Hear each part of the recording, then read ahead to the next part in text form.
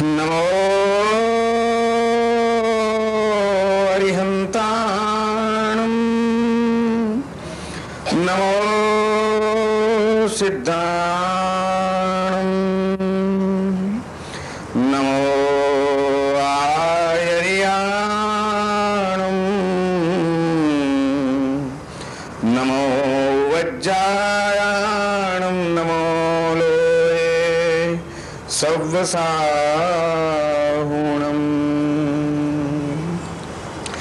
એસો પંચ નમોકારો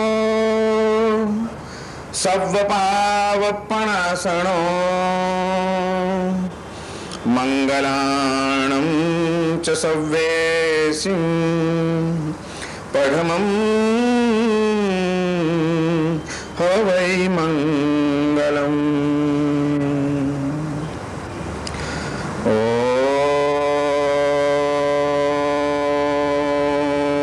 ઓંકારં બિંદુ સંયુક્તં નિત્યં ધ્યાયન્તિ યોગિનઃ કામદં મોક્ષદં ચૈવ.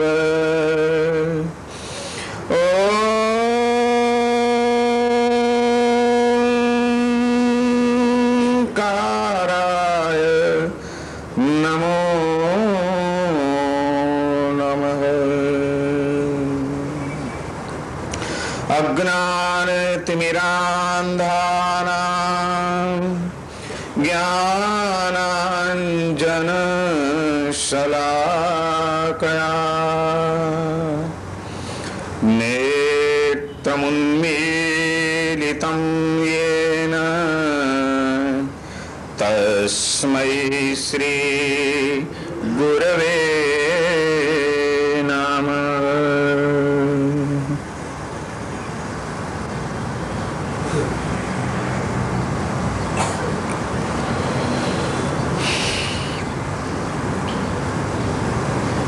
આ સમગ્ર વિશ્વની અંદર જીવન જીવતો પ્રત્યેક જીવાત્મા એક જ ઈચ્છા લઈને જીવન જીવી રહ્યો છે. જે કંઈ પ્રવૃત્તિઓ કરે છે, જે કંઈ દોડધામો કરે છે, જે કંઈ મનોમંથનો કરે છે, એ દરેકની પાછળ એનો એક જ ભાવ રહેલો છે. કોઈ પણ રીતે મને જીવનમાં વધુ ને વધુ સુખ મળે તો સારું, શાંતિ મળે તો સારું, આનંદ મળે તો સારું, જીવનમાં મને સૌનો પ્રેમ મળે તો સારું.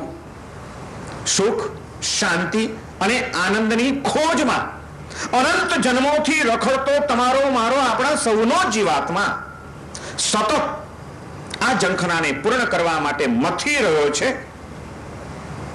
પણ અફસોસ, યુગોના યુગો વીતી ગયા, જિંદગીઓની જિંદગીઓ પસાર થઈ ગઈ. આજ દિવસ સુધી આપણી એ ઝંખના હજી પૂર્ણ થઈ શકી નથી. કેમ? આપણા જ્ઞાની પુરુષોએ આ વિશે થોડું ચિંતન કર્યું અને એમણે આપણને એક અદ્ભુત માર્ગદર્શન આપ્યું. એમણે એમ કીધું કે ભાઈ, જે વસ્તુ જોઈતી હોય એ જ્યાં, જેની પાસે હોય, જ્યાં હોય ત્યાં તમે દોડો, એની સાથે સંબંધ જોડો તો જ તમને મળે. જે વસ્તુ જેની પાસે છે જ નહીં ત્યાંથી એ વસ્તુ કઈ રીતે મળી શકશે? તમને સુખ જોઈએ છે, તમને આનંદ જોઈએ છે, તમને શાંતિ જોઈએ છે, તો એ કોની પાસે છે, કોના ગુણધર્મ છે એ વાત સમજી લો.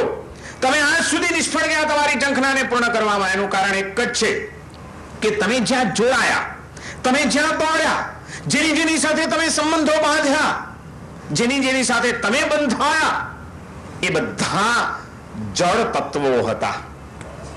અને સુખ, શાંતિ કે આનંદ એ જળના ગુણધર્મ નથી. અને જ્યાં નથી ત્યાં તમે જોડાશો, કઈ રીતે સફળતા મળશે? આપણી ભૂલ અહીં થઈ ગઈ. આપણને સુખ દેખાયું, આપણને આનંદ દેખાયું કોઈક પૌદ્ગલિક પદાર્થોમાં, કોઈક પાંચ ઇન્દ્રિયના વિષય સુખના સાધનોમાં, કોઈક મનગમતી વૃત્તિઓમાં. ત્યાં આપણે દોડ્યા અને અટક્યા, બંધાયા અને વધુ ને વધુ બાંધતા ગયા સૌને. પરિણામે સુખ નહીં દુઃખ વધ્યું, શાંતિ નહીં અશાંતિનો ભોગ બન્યા, પ્રસન્નતા અને આનંદ ધોવાતા ગયા. કારણ કે જે જોઈતું હતું એ જળ તત્વોમાં હતું નહીં, જ્યાં છે જ નહીં. તમે રેતીને 10 કલાક સુધી પીલ્યા કરો, એક ટીપું પણ તેલ એમાંથી નહીં મળી શકે. હા, 1 કલાક પણ મુઠ્ઠીભર તલ લઈને પી લો તો થોડુંક પણ તેલ મળશે, કારણ કે તલમાં તેલ આપવાની શક્તિ છે, કારણ કે એનો ગુણધર્મ છે. રેતીની શક્યતા જ નથી, ક્ષમતા જ નથી, એનો ગુણધર્મ નથી, એમાંથી કેવી રીતે મળી શકે? આપણા જ્ઞાની પુરુષો આપણને કહે છે કે સુખ અને આનંદ એ જળના ગુણધર્મો નથી, એ ચૈતન્યના ગુણધર્મ છે. તમે જળ સાથે જોડાશો, જળમાં બંધાશો, કઈ રીતે તમને મળી શકશે? તમે ભૂલ કરી, પણ કઈ વાંધો નહીં, જે થયું તે થઈ ગયું. હજી પણ તમારી ઝંખનાને પૂર્ણ કરવી છે, તમારે પરમ આનંદની અનુભૂતિ કરવી છે, પરમ સુખના સ્વામી બનવું છે, તો આવો, જેનામાં એ શક્તિ રહેલી છે એવા તત્વની સાથે જોડાઈ જાઓ. અને એટલે જ એ જ્ઞાની પુરુષો આપણને આહ્વાન આપે છે અને પ્રેરણા કરે છે કે આવો ચૈતન્યને આરાધીએ. કારણ કે સુખ, આનંદ, શાંતિ, પ્રેમ, જ્ઞાન, દિવ્યતા, આ બધા જ ગુણધર્મો એ ચૈતન્યના ગુણધર્મો છે. તમારે જે જોઈએ છે ચૈતન્ય તત્વની અંદર જ નિહિત છે. જો ચૈતન્યની સાથે જોડાશો તો સુખનો અનુભવ થશે, શાંતિનો અનુભવ થશે, આનંદની ઉપલબ્ધિ થશે, કારણ કે એના ગુણધર્મ છે. ત્યાં તમે જોડાઈ ગયા, એની સાથે એટેચમેન્ટ થઈ ગયું, એટલે તમારું કામ ચાલુ થઈ જવાનું છે. પાવર હાઉસ છે સુખનો, આનંદનો, શક્તિનું આખું કેન્દ્ર અને પાવર હાઉસ હોય તો એ ચૈતન્ય છે. એ બધું ચૈતન્યમાં ભારોભાર ભરેલું છે. એની સાથે તમે જોડાઓ તો એનો થોડોક સ્ત્રોત તમારા તરફ આવવા લાગે. આપણે આજ સુધી આપણી ઝંખનાને સફળ ન કરી શક્યાનું કારણ જ આ કે આપણે આજ સુધી જોડાયેલા રહ્યા જળ તત્વોની સાથે કે જેનામાં એ શક્તિ જ નહોતી. હવે જો આપણે ખરેખર ઝંખનાને સફળ કરવી છે તો દિશા બદલવી પડશે. ચૈતન્યની સાથે આપણે જોડાઈ જઈએ, ચૈતન્યની આરાધનાને જીવનમાં સ્થાન આપીએ તો આ વિશ્વની કોઈ એવી તાકાત નથી જે આપણા સુખને ખંડી શકે, જે આપણા આનંદને ધોઈ નાખે, જે આપણી શાંતિને હણી શકે. જે આ ચેતનાઓ એ ચૈતન્ય તત્વની સાથે જે આત્માઓ જોડાઈ ગયા, જે વ્યક્તિઓ જોડાઈ ગઈ છે, એ પરમ સુખના સ્વામી બન્યા છે. પરમ આનંદનો ધોધ સતત ઉછળતો રહ્યો છે અને એ ધોધ એટલો ઉછળતો હોય છે કે એમના શરણમાં પણ કોઈ જાય, એમના ચરણમાં પણ જઈને કોઈ બેસે તો એ શાંતિનો, એ આનંદનો, એ દિવ્યતાનો સ્પર્શ એને પણ થયા વિના રહેતો નથી. બહુ તત્વજ્ઞાનની ને કદાચ ઊંચી વાતોને આપણે જવા પણ દઈએ, સ્થૂળ ભૂમિકાએ પણ તમે કોઈ દિવસ વિચાર્યું છે? માણસ દરિયાના કિનારે જઈને બેસે છે કે નદીના કિનારે જઈને બેસે છે ત્યારે એને તાજગીનો અનુભવ થાય છે, શાંતિનો અનુભવ થાય છે, પ્રસન્નતાનો અનુભવ થાય છે. કેમ થાય છે? કોઈ દિવસ આપણે વિચાર કર્યો? કોઈ ઘેઘૂર વડલાની નીચે જઈને જ્યારે તમે બેસો છો, ઘટાદાર વૃક્ષની છાયામાં જ્યારે તમે વિસામો લો છો ત્યારે તમને મજા આવી, શાંતિ મળી, આવો અનુભવ થાય છે. કેમ થાય છે? ઈટ મટોળાથી ઊભી થયેલી દિવાલો અને છતોની નીચે જે શાંતિ, જે આનંદ, જે તૃપ્તિનો અનુભવ નથી થતો એ ઘટાદાર કોઈ વૃક્ષની નીચે બેસીને થાય છે, દરિયા કિનારે બેસીને થાય છે, નદીના વહેતા ધોધની પાસે બેસો છો ત્યારે અદ્ભુત પ્રસન્નતા મળે છે. કેમ? એનું કારણ એક જ છે કે વૃક્ષના પાંદડે પાંદડે ચૈતન્ય રહેલું છે. ચૈતન્યથી સભર એવા સામ્રાજ્યમાં જ્યારે તમે ચાલ્યા જાઓ છો ત્યારે ચૈતન્યની અસર તમારી ચેતના ઉપર પણ થયા વિના રહેતી નથી ને માટે આપણને ત્યાં તાજગીનો અનુભવ થાય છે. સમુદ્રની અંદર કે નદીના કિનારે વહેતું પાણી એક ચૈતન્યનો પુંજ છે. પાણીના બુંદ બુંદમાં એક ચૈતન્ય છે. વૃક્ષના પરણે પરણે એક ચૈતન્ય છે અને એક એવું ચૈતન્ય છે કે જે વધુ વિક્ષિપ્ત નથી, વધુ અશાંત નથી. ચૈતન્યની નજીકમાં જાઓ એટલે શાંતિ મળે. સિદ્ધાંત એક જ છે. વૃક્ષ ચૈતન્યથી સભર છે માટે ઠૂઠાની નીચે જઈને બેસશો ને, મરી ગયેલું ઝાડ હોય હોય છે ઘણા જંગલમાં તમે જોશો તો સુકાઈ ગયેલું ને મરી ગયેલું ઝાડ, એની નીચે જઈને 1 કલાક બેસો અને એક ઘટાદાર વૃક્ષની નીચે જઈને બેસો, જોજો અનુભૂતિનો કઈ ફરક પડે છે કે નહીં? સાથી પડ્યો ફરક, કારણ કે પેલામાંથી ચૈતન્ય નથી રહ્યું. હવે ચૈતન્ય વિહોણા તત્વની પાસે જઈને બેસશો તો એની જેવા સુક્કા અને ઠૂઠા રહેશો. ચૈતન્યથી સભર એવા વિશ્વની વચ્ચે જઈને બેસશો, એવા તત્વોના શરણે જશો તો તમે આનંદથી અને શાંતિથી ભરાઈ જશો. આપણને કુદરતી વાતાવરણ એટલા માટે ગમે છે કારણ કે પ્રકૃતિના જે તત્વો છે એ ચૈતન્યથી સભર છે. અને એમાં પણ ચેતનાઓ તો અહીં પણ ઘણી હોય છે, પણ ઘણા બધા એવા કલુષિત ચિત્તવાળા, અશાંત ચિત્તવાળા, વિક્ષિપ્ત ચિત્તવાળા એવા એક ટોળાની વચ્ચે તમે જઈને બેસો, જો એ વાઇબ્રેશન્સ તમને પણ અસર કરશે, તમારું ચિત્ત પણ અશાંતિનો અનુભવ કરવા લાગશે. કારણ કે તમે એવા ચૈતન્યની નજીકમાં ગયા છો કે જે સ્વયં પોતે વિક્ષિપ્ત છે, અશાંત છે, ઉદ્વિગ્ન છે. ત્યાં જઈએ છીએ તો આપણને પણ ઉદ્વેગનો અનુભવ થાય છે. જ્યારે કોઈક સંત પુરુષની પાસે જાઓ, કોઈક પવિત્ર મંદિરની અંદર કે વાતાવરણમાં જાઓ, કોઈક સજ્જનોની વચ્ચે જઈને બેસો, ત્યારે ભલે આપણે કોઈ સાધના નથી કરતા, પણ એમની શાંત ચેતના પણ આપણી ઉપર અસર કરી જતી હોય છે અને માટે જ આપણને ત્યાં શાંતિનો અનુભવ થતો હોય છે. કુદરતી તત્વોની પાસે એટલા માટે વિશેષ શાંતિ અનુભવાય છે કે સહજ રીતે જ એ ચેતનાઓ આટલી બધી વિક્ષિપ્ત કે ઉદ્વિગ્ન ચેતનાઓ નથી. ભલે કદાચ એનો વિકાસ ઓછો થયેલો છે એ ચેતનાનો, પણ એ સહજ પ્રકૃતિમય વાતાવરણ છે, માટે ત્યાં આગળ આપણને શાંતિનો અનુભવ થાય છે. હું વાત એટલા માટે કરું છું કે આપણે જોઈએ છે સુખ અને આનંદ. એક સંસારી જીવ સંસારની તમામ પ્રવૃત્તિઓ કરે છે અને ભોગ ભોગવે છે, 5 ઇન્દ્રિયોના. શેને માટે? એની ઈચ્છા શું છે? સુખ જોઈએ છે માટે જ. સંસારની દોડધામ, સંસારની પ્રવૃત્તિઓ કે ઇન્દ્રિયોના ભોગ સુખો ભોગવવાની તમામ ઘટનાઓ, એની પાછળનું દ્રષ્ટિબિંદુ શું છે? મને એમાંથી સુખ મળશે, આનંદ મળશે, એટલા માટે જ કરે છે. સંસારી જીવ સંસારની પ્રત્યે દોટ મૂકે છે એ પણ સુખી થવા માટે. અને એક સાધુ કે એક સંન્યાસી સંસારનો ત્યાગ કરીને જંગલમાં જાય છે અને કષ્ટમય સાધનામય જીવન જીવે છે. શેને માટે? એની પણ ઈચ્છા શું છે?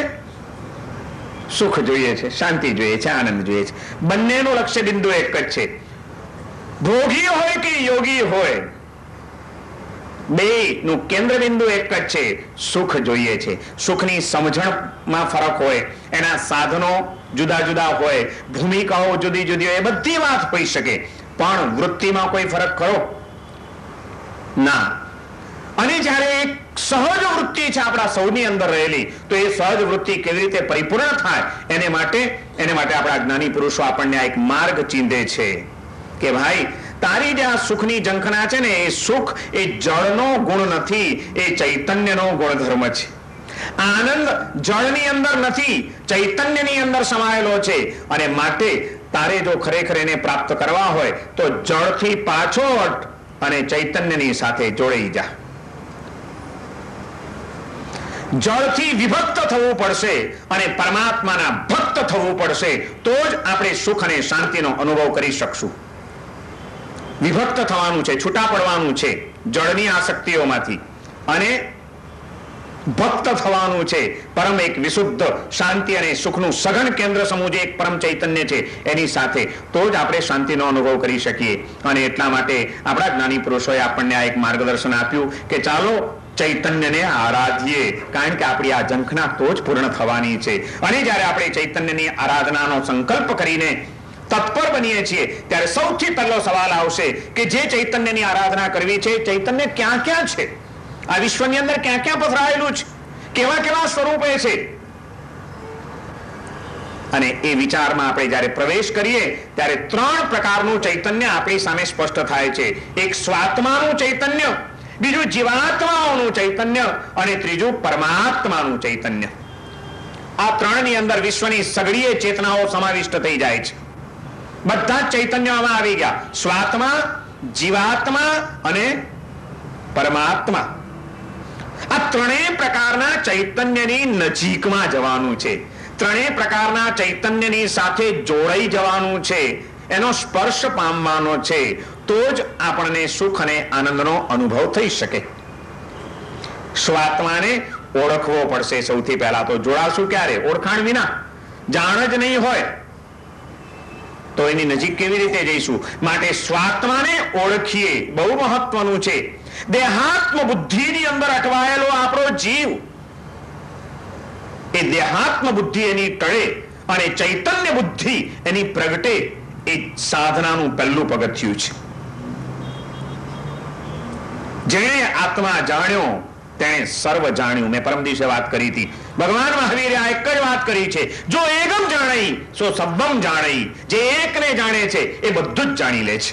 આપણે આપણા આ એક જે આત્મ સ્વરૂપ છે એને જ આપણે જાણ્યો નથી, માટે આપણે ભટકી રહ્યા છીએ.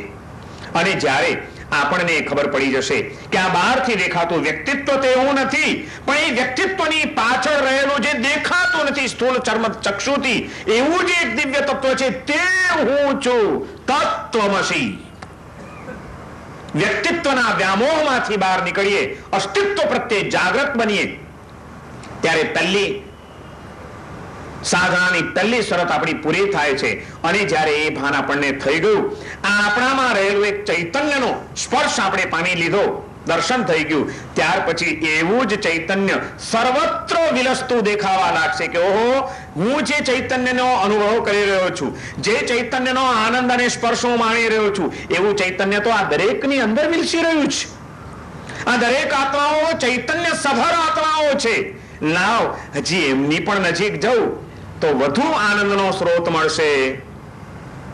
પ્રકાશના પુંજ જ્યાં છે એની નજીકમાં જાઓ તો એ પ્રકાશના કિરણો તમને પણ મળ્યા વિના રહેવાના નથી.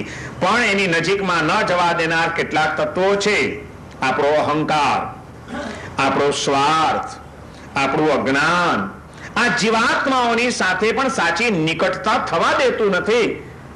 એ સ્વાર્થ, અહંકાર અને અજ્ઞાન આ બધાને ભેદીને જ્યારે દરેકની અંદર એક પવિત્ર આત્મા રહેલો છે, જેવો પરમાત્માનો આત્મા છે, એવો જ દિવ્ય આત્મા દરેક ચેતનાની અંદર, દરેક વ્યક્તિની અંદર, દરેક દેહની અંદર રહેલો છે.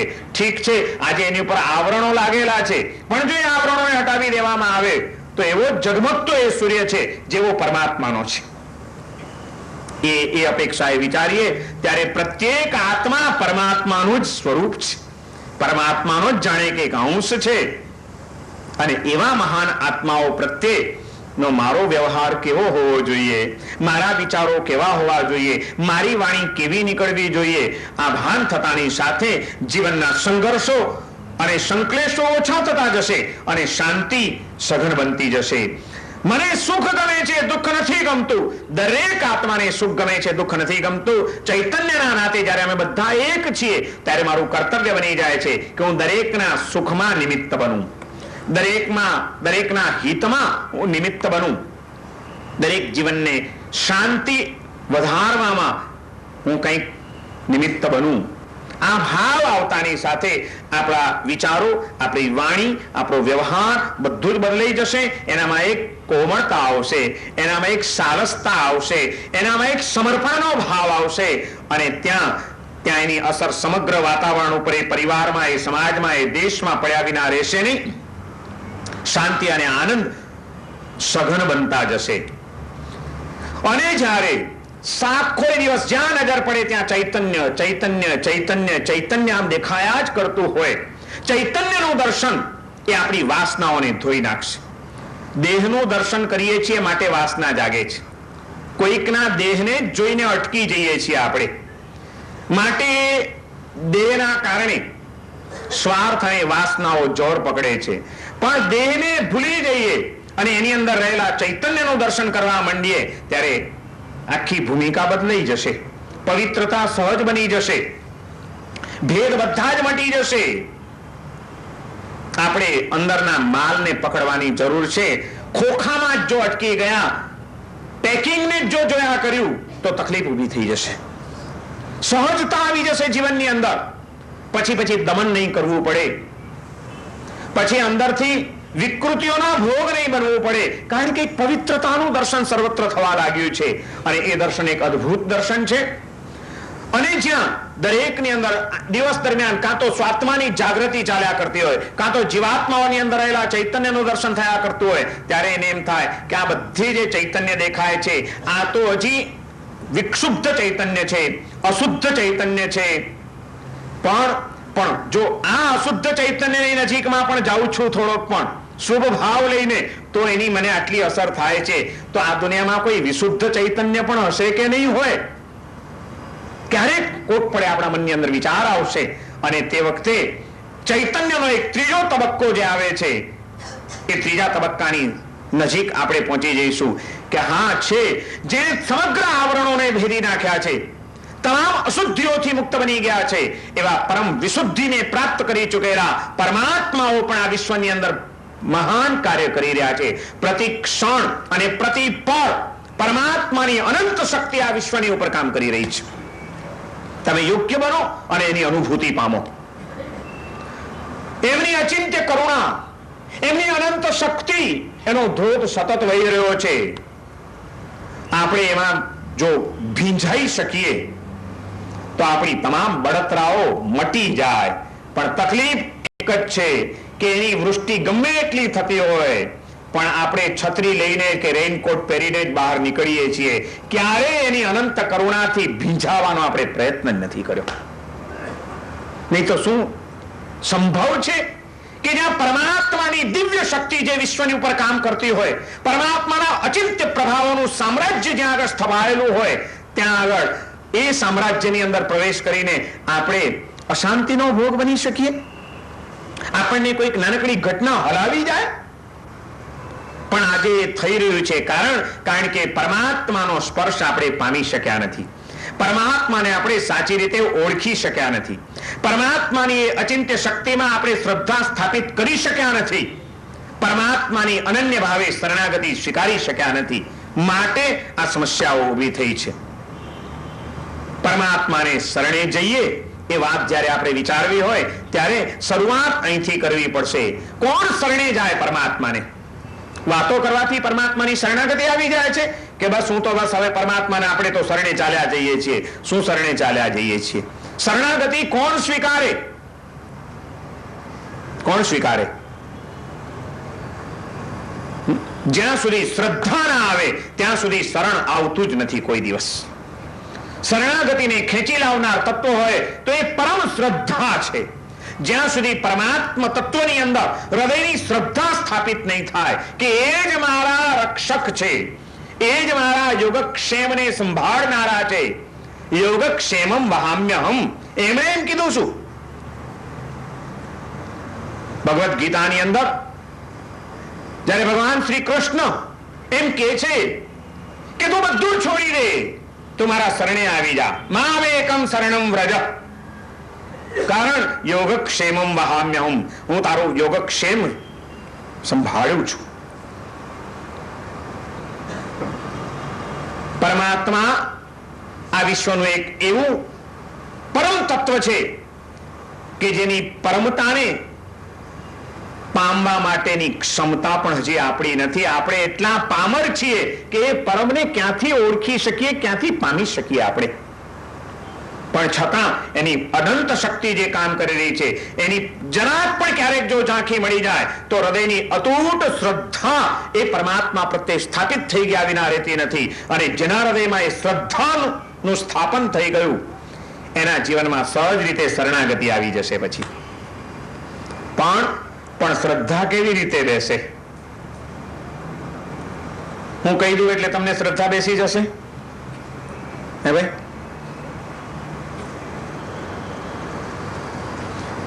કેવી રીતે બેસે શ્રદ્ધા? જ્યાં સુધી એનો સાચો પરિચય ન થાય ત્યાં સુધી શ્રદ્ધા બેસે. પરિચય વિના શ્રદ્ધા આવવી મુશ્કેલ છે. પરમાત્માનો પરિચય આપણને થયો છે ખરો? આપણે પરમાત્માને વાસ્તવિક સ્વરૂપમાં ઓળખી શકીએ છીએ ખરા? આ એક સવાલ છે આપણે આપણી અંતરાત્માને પૂછવાનો કે શું છે પરમ તત્વ એ પરમાત્મા? એમનું દિવ્ય સ્વરૂપ શું છે? એમની અનંત શક્તિ શું છે? એમનું અચિંત્ય સામર્થ્ય શું છે? એ કેવી રીતે મારા પરમ કલ્યાણનું કારણ બની શકે છે? એના સ્વરૂપને, એમના અચિંત્ય મહિમાને આપણે ઓળખવાનો પ્રયત્ન કર્યો છે. શરણાગતિની વાતો કરવાથી શરણાગતિ નહીં આવે, એની પણ આખી આ એક લિંક છે. અરે એક વ્યવહારિક જગતની અંદર પણ કોઈક મેથડ અપનાવવી પડે છે ને એના દ્વારા આગળ વધાય છે. સૌથી પહેલી શરૂઆત સીધે સીધી શરણાગતિથી થાય છે કોઈ દિવસ? સૌથી પહેલા શું થાય? પરિચય. જીવનમાં જેની પણ પ્રત્યે તમને શ્રદ્ધા બેઠી હશે, કે જેનું કયું તમને કરવાનું મન થતું હશે, એ સીધે સીધું થયું હતું. શરૂઆત ક્યાંથી થાય છે? એક સાયકોલોજી છે, હ્યુમન સાયકોલોજી, કે માણસ ત્યાં જ શ્રદ્ધા મૂકે છે જેનો પહેલા પરિચય સારો થયો હોય છે. પરિચય વિના શ્રદ્ધા આવતી જ નથી. પહેલા પરિચય, વ્યક્તિને ઓળખીએ, જાણીએ, એના વિશેની માહિતી મેળવીએ, પછી બરોબર જો પરિચય થઈ જાય ને એમાં વ્યક્તિની વિશેષતાઓ ખ્યાલમાં આવે તો એની પ્રત્યે પછી પ્રેમ આવે છે. પછી એની પ્રત્યે આકર્ષણ થાય. બહુ સારો માણસ છે, પાવરફુલ છે, શક્તિશાળી છે, એની પ્રત્યે પછી પ્રેમ પ્રગટે છે. અને જેની પ્રત્યે પ્રેમ આવે છે, પ્રેમ જાગી ગયો છે, એની જ ઉપર આપણે શ્રદ્ધા મૂકી શકીએ છીએ. પહેલા પરિચય, પછી પ્રેમ, પછી શ્રદ્ધા, પછી શરણાગતિ. એક સંસારનો અનુભવ છે. તમે કોઈએ લગ્ન કરેલા છે? પરણેલા છો કોઈ? બોલો ને, એમાં ક્યાં વાંધો છે? હું કઈ તમને સાધુ થવાની વાત કરવાનો નથી, ગભરાતા નહીં. તમે કોક દિવસ લગ્ન કર્યા હશે. એ જે એક વ્યક્તિની સાથે તમે લગ્ન કર્યા, જ્યારે તમારા લગ્ન થયા એના કદાચ 2, 4, 5 વર્ષ પહેલા એ વ્યક્તિની સાથે તમારો કોઈ સંબંધ, કોઈ લેવા દેવા હતી? હવે તો કદાચ પહેલેથી પણ ઓળખાણો ને પરિચયો ને મીટિંગો ને મુલાકાતો ને બધું ઘણું બધું ચાલતું હોય છે, જે હોય તે. પણ જૂના જમાનાના માણસો માટે તો એ પણ સંભવ નહોતો. માતા પિતાએ જે નક્કી કર્યું કોઈક વ્યક્તિની સાથે તમારો સંબંધ બાંધવાનું, જ્યાં સુધી તમે એની સાથે નહોતા જોડાયા ત્યાં સુધી કઈ લેવા દેવા હતી? પણ જ્યારે પણ સંબંધ બંધાયો ત્યારે એમને આંધળું કે રસ્તે જતા કોઈ પણ માણસને બસ આમ હાથ ઝાલી લીધો હતો? તમે કે તમારા વડીલોએ પહેલા એનો પરિચય કર્યો હશે. કુટુંબ કેવું છે, વ્યક્તિ કેવી છે, શારીરિક રીતે કેવી છે, માનસિક રીતે સ્વભાવ કેવો છે, આર્થિક રીતે સંયોગો કેવા છે, એનું ફેમિલી કેવું છે, ટોટલ બેકગ્રાઉન્ડ તપાસી હશે, એને પૂરો પરિચય મેળવ્યો હશે. પણ એ પરિચય થયા પછી જ એની પ્રત્યે પ્રેમ થયો. પહેલા પરિચય થયો, પછી પ્રેમ બંધાણો, અને પ્રેમ થઈ જાય, બરોબર લાગણીના તાર જોડાઈ જાય, પછી શ્રદ્ધા આવે કે નહીં એના માટે, કે જે કરશે મારું સારું જ કરશે. શ્રદ્ધા એટલે શું? એ વ્યક્તિના તમામ કાર્યો એ મારા ભલા માટે છે, મારા હિત માટે છે, મારા કલ્યાણ માટે છે. એ કંઈક સારું જ કરતો હશે, કંઈ પણ કરતો હોય તો એવો વિશ્વાસ, એનું નામ શ્રદ્ધા. તમારી માતા પ્રત્યે જો તમને પ્રેમ છે તો એ માં ક્યારેક બાળકને કડવી પણ દવા પાય, ન ગમે એવું પણ કરે, છતાં એ એના સારા માટે જ હોય છે કે નહીં? જ્યાં પ્રેમ છે ત્યાં આગળ આપણે સ્વીકાર કરી લઈએ છીએ કે ના, ભલે મને આજે નથી ગમતું પણ એ જે કરે છે મારા માટે એને અનહદ લાગણી છે, પ્રેમ છે, તો એ જે કરતા હશે સારા માટે કરતા હશે. એ શ્રદ્ધા આવ્યા વિના રહેતી જ નથી. અને જ્યારે શ્રદ્ધા આવી જાય છે ત્યારે પછી એ જેમ કે એમ કરવા માટેની તૈયારી પણ આવે કે નહીં? એનું જ નામ છે શરણાગતિ. તમે લાખ રૂપિયા કેશ એટેચીમાં લઈને નીકળ્યા છો, માની લો મુંબઈની અંદર કોઈક ઠેકાણે તમારે આપવાના છે, તમે લઈને નીકળ્યા છો. તમે ક્યાંકથી ઉછીના લીધા હતા, 2 નંબરના પૈસા છે, ચેક અપાયો નથી, કેશ લાવ્યા હતા અને કેશ પહોંચાડવાના છે. તમે એક એટેચી લઈને નીકળ્યા છો, પણ તમને રસ્તામાં ખ્યાલ આવ્યો કે મારી પાછળ કોઈક પીછો કરી રહ્યું છે અને કોઈક અનિષ્ટ તત્વો લાગે છે, કોઈ ગુંડા મારી પાછળ પડી ગયા છે. આવું જો તમને ખ્યાલ આવી જાય તો પછી તમે શું કરો? શું કરો? નજીકમાં પોલીસ ચોકી શોધશો. તમે કોને શોધશો? તમે હોટલમાં જઈને બેસશો. તમને ખબર છે કે તમારી પાછળ કોઈક તમારું અહિત કરવા માટે પ્રવૃત્ત થઈ ચૂક્યું છે, કોઈક અશુભ તત્વ તમારો પીછો પકડી રહ્યું છે, તો એનાથી બચવા માટે તમે ક્યાં જશો? બારમાં જઈને બેસશો? હોટલમાં જઈને બેસશો? તમે કોની પાસે જશો? નજીકમાં રસ્તામાં જો પોલીસ ચોકી આવી તો તરત જ તમે, કારણ કેમ તમે પોલીસ પાસે ગયા? તમને ખબર છે કે મુસીબતમાં રક્ષા કરી શકે એવું જો કોઈ તત્વ હોય તો તે સત્તા એની પાસે છે, એ જ મને બચાવી શકે એમ છે. પણ પોલીસ રક્ષા કરે અને ભિખારી રક્ષા ન કરે એની ખબર તમને પડી કે નહીં? પહેલા એનો પરિચય થયો હશે ને, કે આવા ડ્રેસ વાળા હોય, આવો બિલ્લો લગાડેલો હોય, આઈડેન્ટિટી કાર્ડ હોય એની પાસે, અને એ માણસો ઓથેન્ટિક માણસો છે ને, એ આપણી રક્ષા કરી શકે. પહેલા પરિચય કર્યો હશે, પછી જ એની પ્રત્યે આકર્ષણ થયું હશે અને એનામાં શ્રદ્ધા બેઠી હશે કે એ જ મને બચાવી શકશે. અને તમે પોલીસ ચોકીમાં ચાલ્યા જાઓ છો, પોલીસને કહો છો કે ભાઈ આ બે માણસો ક્યારનો મારો પીછો પકડી રહ્યા છે, આ ગુંડા છે, મને બચાવો, મારી પાસે જોખમ છે. ત્યારે પોલીસ પણ કહે કે હા સાચી વાત છે, આ તો ગુંડા છે, સાવધાન રહેજો આનાથી, પણ આ બહુ ખતરનાક માણસો છે, હમણાં તમે અહીંથી બહાર નીકળતા નહીં, હમણાં અહીં જ બેસી જાઓ. એમ તમને પોલીસ ચોકીમાં કે 1 કલાક અહીં બેસી જાઓ, તો બેસો કે નહીં? ના ના, મને અત્યારે મોડું થાય છે, હું તો જાઉં છું. શું કરો? બેસી જાઓ. જ્યાં શ્રદ્ધા છે ત્યાં શરણાગતિ આવ્યા વિના રહેતી નથી. જેમ કે એક બેસી જાવ તો બેસી જવાનું, એક ચાલ ટેક્સીમાં બેસી જાવ તો બેસી જવાનું, એ જેમ કેમ કરવાની તૈયારી આવી જાય છે કે નહીં? તમને શ્રદ્ધા હતી માટે તમે એના શરણે ગયા, અને જેના શરણે જાઓ છો, તમે પોલીસને કીધું કે મને બચાવો, મને રક્ષા આપો, મને પ્રોટેક્શન આપો, તમે એની શરણાગતિ સ્વીકારી, અને જ્યાં શરણે જાઓ છો એ પછી જેમ કેમ કરવાની તૈયારી આવે છે એનું નામ છે સમર્પણ. તમે સમર્પણ કરી દીધું તમારી ઈચ્છાનું, તમારા વિચારોનું, તમારા કાર્યોનું, એ જેમ કે એમ જ હવે કરવાનું. આ ટોટલી સમર્પણ આવી ગયું. આ આખી લિંક છે. પહેલા પરિચય થાય, પછી પ્રેમ બંધાય, પછી શ્રદ્ધા સ્થાપિત થાય, પછી એના શરણે જવાય, અને શરણે જઈએ ત્યારે શરણાગતિ સહજ રીતે આવી જાય. ચાલો પરમાત્માને શરણે જઈએ. એની વાતો કરવી બહુ સહેલી છે. શરણે કેવી રીતે જવાશે? સૌથી પહેલો મારો પ્રશ્ન છે, પરમાત્માનો પરિચય થયો છે ખરો આપણને? પરમાત્માની પરમતાને સમજવાનો, જાણવાનો આપણે પ્રયાસ પણ કર્યો છે ખરો? શ્રદ્ધાથી મંદિરે જઈ આવવું એનું નામ શરણાગતિ નથી. પરંપરાગત મળેલી રીતો મુજબ ટીલા ટપકા કરી લેવા કે પૂજા પાઠ કરી લેવા એનું નામ શરણાગતિ અને ભક્તિ નથી. શું છે શરણાગતિ અને ભક્તિ? આ તો એક કુળના સંસ્કારો મળ્યા અને જે એક રૂટીન મુજબના રિવાજો મળ્યા, એ રિવાજો મુજબ આપણે મંદિરોમાં જઈ આવીએ છીએ, ટીલા ટપકા કરી આવીએ છીએ, ઘંટ વગાડી આવીએ છીએ, આરતી ઉતારી આવીએ છીએ. પણ એ બધું કરનારા આપણને કોઈ દિવસ પરમાત્માનો પરિચય થયો છે ખરો? એ પ્રભુની શક્તિને આપણે ઓળખી છે ખરી? એમના સ્વરૂપને આપણે સમજવાનો પ્રયત્ન કર્યો છે? ક્યાંથી આપણી ભક્તિ ફળે? આજે ભક્તિ પણ પાંગળી બની છે, પ્રાણ વિહોણી બની છે, ક્રિયાઓ પણ જળ બની ગઈ છે. રૂટીન મુજબ માણસ બધું જ કર્યા કરે છે, છતાં એને વિશ્વાસ નથી. પોલીસની પાસે જઈને બેસનારા માણસને વિશ્વાસ છે કે હવે હું નિર્ભય છું, પણ ભગવાનના મંદિરોમાં જઈને બેસનારાને મારે સવાલ પૂછવો છે કે હૃદયમાં વિશ્વાસ છે કે હવે હું નિર્ભય છું? આપણને વિશ્વાસ ખરો?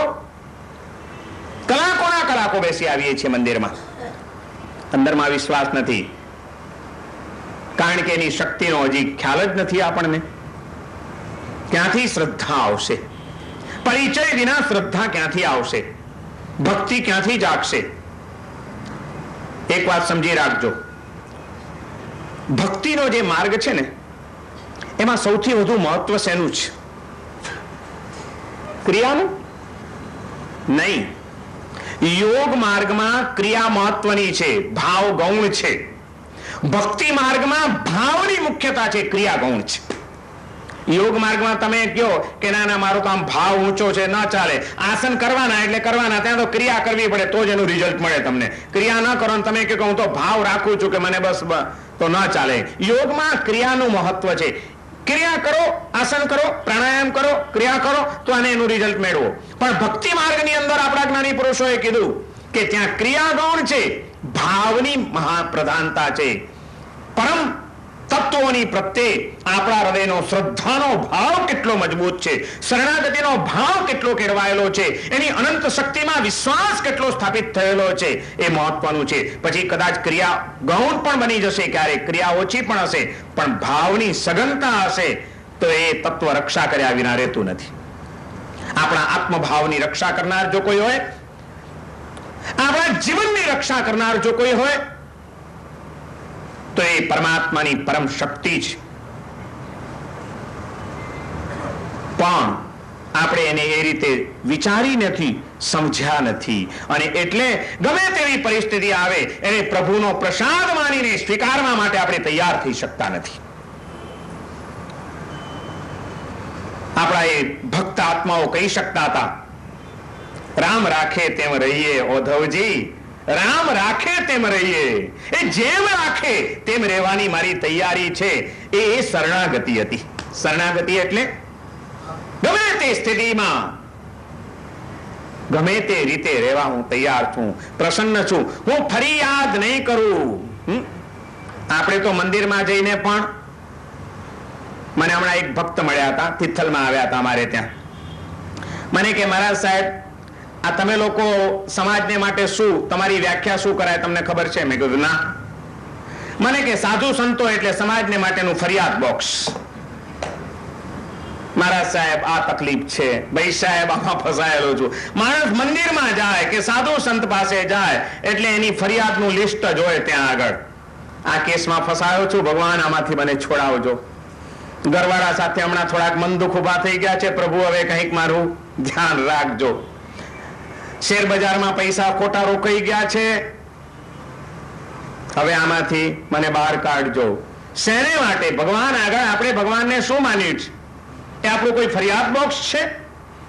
જ્યારે વિશ્વાસ આવી જશે કે ના, જે પણ પરિસ્થિતિ આવે એ મારા કંઈક શુભને માટે છે, રામ રાખે તેમ રહીએ, બસ મારે તો એ રીતે રહેવાનું છે, અને પ્રસન્નતાથી પસાર થઈ જવાનું છે, ત્યારે ફરિયાદો આપણી બંધ થઈ જશે. પછી ફરિયાદ નહીં રહે, પણ ફરી ફરી યાદ રહેશે ખાલી માત્ર પરમાત્માની. આપણે પરમાત્માની પાસે જઈને ફરિયાદ કરીએ છીએ કે જીવન જીવતા જીવતા પરમાત્માને ફરી ફરી યાદ કરીએ છીએ? આટલો ફરક છે ફરિયાદમાં ને ફરી યાદમાં. શું ભાઈ, આપણી સ્થિતિ શું? ક્યાં છીએ આપણે? ભગવાન ક્યારે યાદ આવે? સાચું કેજો. મંદિરમાં જઈએ ત્યારે પણ આપણે હૃદયથી પરમાત્માના ખરા? અમારા સંતો તો એમ કે છે કે ભક્ત આત્મા તો એ કહેવાય કે જયારે ભગવાનની પાસે ગયો હોય ત્યારે જ ભગવાનનો ન હોય, પણ સંસારમાં બેઠો હોય ને સંસારની ક્રિયા કરતો હોય ત્યારે પણ એ પરમાત્માનો હોય. એનું નામ ભક્ત કહેવાય. સંસારમાં પણ આપણે ભગવાનના, કે મંદિરમાં પણ આપણે સંસારના? તમે ફરક નહીં સમજ્યા હું શું કહેવા માંગુ છું. આપણે, અને જવા દઈએ તો બહુ ઊંચા ભક્તોની સ્થિતિ છે, આપણે એ વાત જવા દઈએ. એટલે હું એમ નથી કહેતો કે તમે સંસારમાં પણ ભગવાનના છો કે નહીં, પણ હું એટલું તો જાણવા ઈચ્છું કે આપણે જયારે ભગવાન પાસે જઈએ, કોઈક મંદિરમાં જઈએ, ત્યારે તો કમસે કમ ભગવાનના ખરા ને? ત્યારે તો બધું બહાર, ચિંતાઓ, ઉપાધિઓ, ફરિયાદો, આ બધાનું પોટલું બહાર મૂકીને જ જઈએ ને. તો મંદિરોમાં જાઓ છો? કોઈ વાર ગયા છો મંદિરોમાં? નહીં, હું એક સવાલ મારે જાણવો છે એટલે પૂછું છું. મંદિરમાં ગયા છો? મંદિરમાં જાઓ એ જોડા પહેરીને જાઓ કે ઉતારીને જાઓ બહાર? શું ઉતારીને? શા માટે જોડા ઉતારવાના? ચામડાના ન હોય, માની લો કેનવાસના પહેર્યા હોય, તમે બાટાના બૂટ લીધા હોય કેનવાસના, એમાં તો કઈ અશુદ્ધ વસ્તુ તો છે નહીં, અને નવા બૂટ હોય, ગંદા થયેલા ન હોય, તો એ પહેરીને જવાય કે નહીં મંદિરમાં? તમે ટોપી નથી ઉતારતા, શર્ટ નથી ઉતારતા, ઘડિયાળ નથી ઉતારતા, ઘરેણા નથી ઉતારતા, એકલા જોડા શું કામ ઉતારવાના? કોઈ દિવસ તમે આની પર વિચાર કર્યો કે આ જોડા શું કામ ઉતારીને ભગવાન પાસે જવાનું? આપણા પૂર્વજોએ શા માટે આ રિવાજ પાડ્યો? બોલો ભાઈ, ભક્તો છો ને તમે બધા.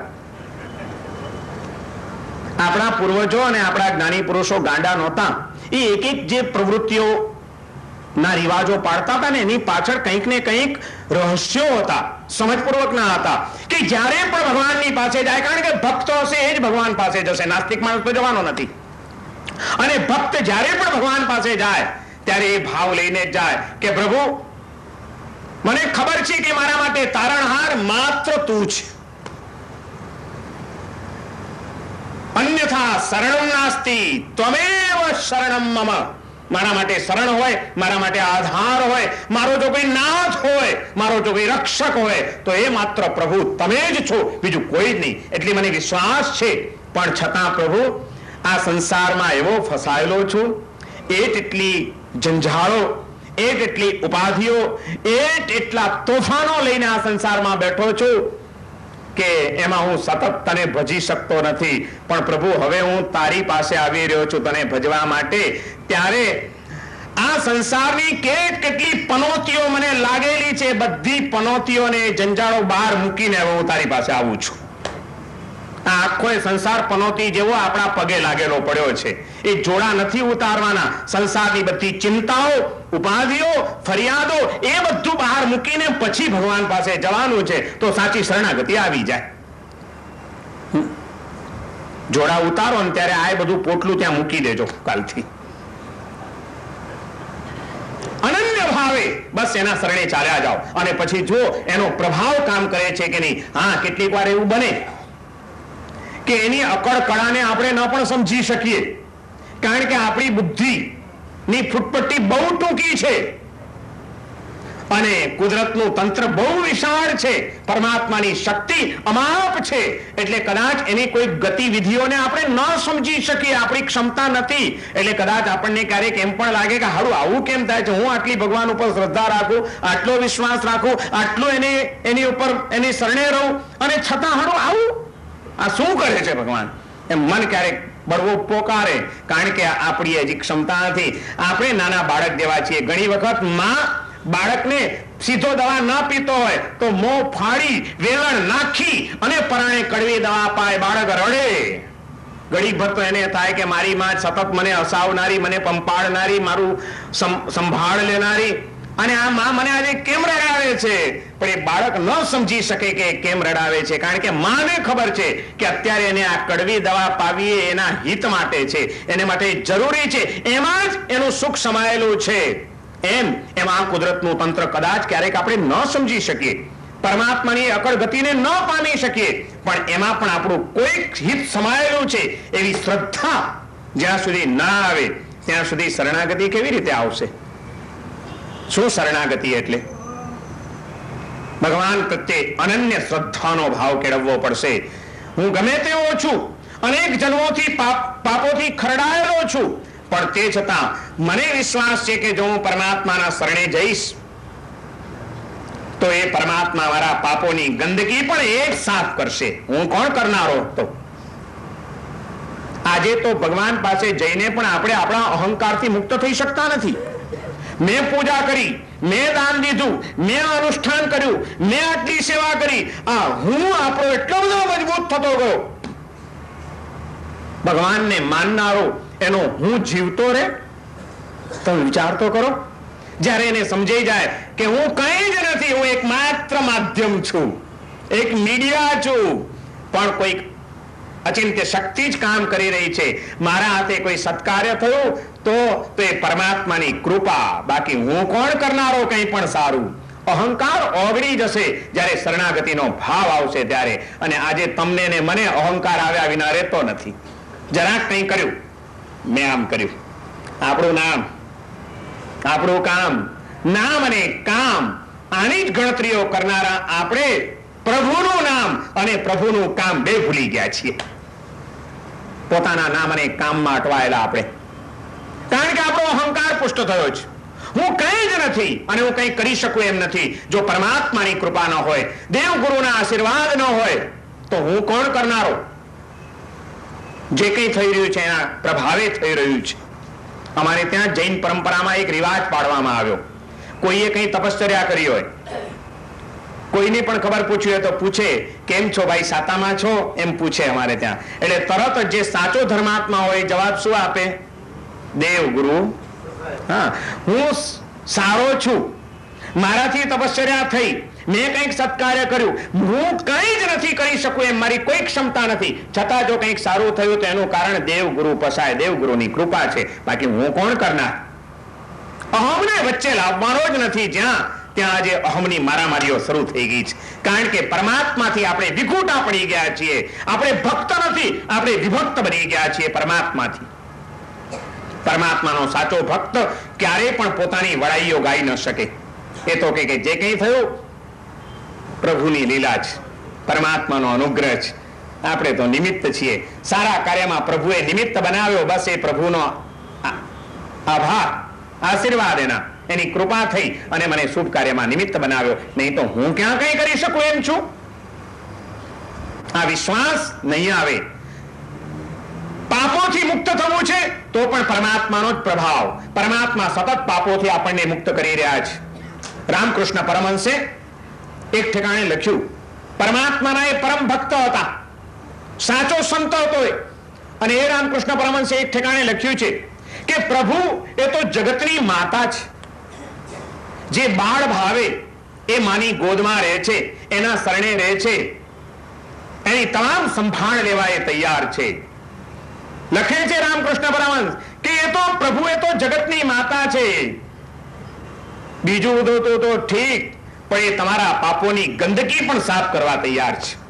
જે નાનું બાળક માની ગોદમાં રહેતું હોય, માની આંગળી પકડીને ચાલતું હોય, માને છોડતું ન હોય, એવું બાળક ગમે ત્યાં ગંદકી કરી જાય, એ હગી જાય, મૂતરી જાય, શરીર એનું ગંદુ થાય, કપડા ગંદા થાય, તો પણ માં શું કરે? ફેંકી દે એને. હે, તું તો ગંદુ છે, જા, ધક્કો મારે એને. ગમે એવું ગંદુ થયેલું હશે બાળક, પણ માં એને પ્રેમથી સંભાળી લે છે, એની ગંદકી પણ સાફ કરે છે અને એને ઉજળો બનાવી દે છે, એને સરસ રીતે તૈયાર કરી લે છે. રામકૃષ્ણ પરમહંસ આ દાખલો આપે છે. પણ જે બાળક જરાક નાનું હતું ત્યાં સુધી તો બરોબર છે, માને વળગીને રહેતું હતું. હવે માને મૂકીને બહાર ભટકવાનું એને શરૂ કરી દીધું છે. માનું કયું માનતો નથી, માની પાસે રહેતો નથી, બહાર જ ફર્યા કરે છે. અને એમાં કંઈ થાય તો ત્યાં આગળ માં એની સંભાળ લઈ શકે ખરી? પછી માં સંભાળ લેવા તૈયાર છે, પણ એટલી તો અપેક્ષા રાખે કે બાળકે મને વળગેલા રહેવું જોઈએ, મારા શરણે રહેવું જોઈએ, તો એની બધી સંભાળ લેવા હું તૈયાર છું. પણ જે બાળક માને ભૂલીને બહાર ભટકે છે, એની સંભાળ માં પણ પછી લઈ શકતી નથી. રામકૃષ્ણ પરમહંસ આપણને આ દ્રષ્ટાંત આપીને સમજાવે છે કે જે આત્માઓ અનન્ય ભાવે પ્રભુના શરણે રહે છે, બાળ ભાવે પોતાનો અહમને ઓગાળીને પ્રભુની શરણાગતિ સ્વીકારે છે, એ કદાચ આત્મા જન્મ જન્માંતરની અનેક પાપ વૃત્તિઓથી ખરડાયેલો પણ હોય તો પ્રભુ એ તો જગતની માતા છે, તમારી પાપોની ગંદકી પણ સાફ કરવા તૈયાર છે. પણ તમે ભગવાનને ભૂલીને બહાર ભટક્યા કરો તો એમાં જવાબદાર પ્રભુ નથી. જે વાત રામકૃષ્ણ પરમહંસે કરી એ જ વાત જૈન ધર્મના મુખ્ય મંત્રની અંદર કહેવામાં આવી. સમગ્ર જૈન સમાજનો સનાતન મંત્ર જો કોઈ હોય અને મુખ્ય મંત્ર જો કોઈ હોય તો એ નમોકાર મંત્ર છે. અને નવકાર મંત્રની અંદર આ જ વાત કહેવામાં આવી કે એસો પંચ નમુકારો સર્વ પાવપણાસણો. આ પરમાત્માને કરેલો નમસ્કાર, આ પંચ પરમેષ્ઠીઓને કરેલો નમસ્કાર, એનો પ્રભાવ શું? શા માટે અમારે નમવાનું? શું કામ અમે નમસ્કાર કરીએ? એનાથી અમને શું મળશે? એનો કઈ પ્રભાવ? તો કે હા, છે, પ્રભાવ છે.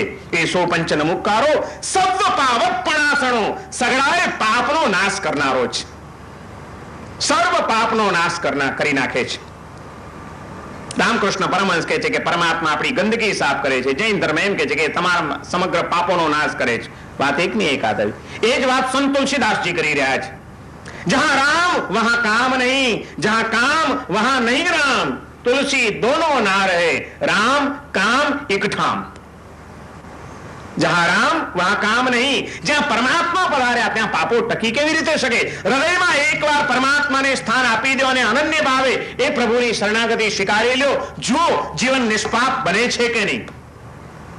જહાં રામ વહાં કામ નહીં, જહાં કામ વહાં નહીં રામ, तुलसी दोनों ना रहे, रवि रजनी इकठाम. सूर्य અને રાત બે એક સાથે હોઈ શકે ખરા?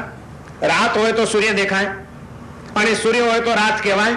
બે જેમ ભેગા રહી શકતા નથી. એમ સંત તુલસીદાસજી કહે છે કે પરમાત્મા અને પાપ આ બે એક સાથે રહી શકતા નથી. નિષ્પાપ બનવું છે, પરમાત્માના શરણે ચાલ્યા જાઓ. અનન્ય ભાવે એની શરણાગતિ સ્વીકારી લો. પણ એ માટેની મેથડ મેં તમને હમણાં જ સમજાવી. પહેલા પરિચય, પછી પ્રેમ, પછી શ્રદ્ધા, પછી શરણ અને પછી સમર્પણ. આખો એનો એક વિકાસનો ક્રમ છે. અને એ સમર્પણની ભૂમિકા એ છેલ્લી ભૂમિકા છે. પણ આપણે એ લઈ શકતા નથી. જે દિવસે આપણા હૃદયમાં આ શ્રદ્ધા મજબૂત થઈ જશે કે પરમાત્મા મારું યોગક્ષેમ કરી રહ્યા છે, પરમાત્મા મારી રક્ષા કરી રહ્યા છે, પરમાત્મા જ મારા કલ્યાણનું કારણ છે, એ દિવસે પરમાત્માની પ્રત્યે શ્રદ્ધા સ્થાપિત થઈ ગયા વિના રહેશે નહીં.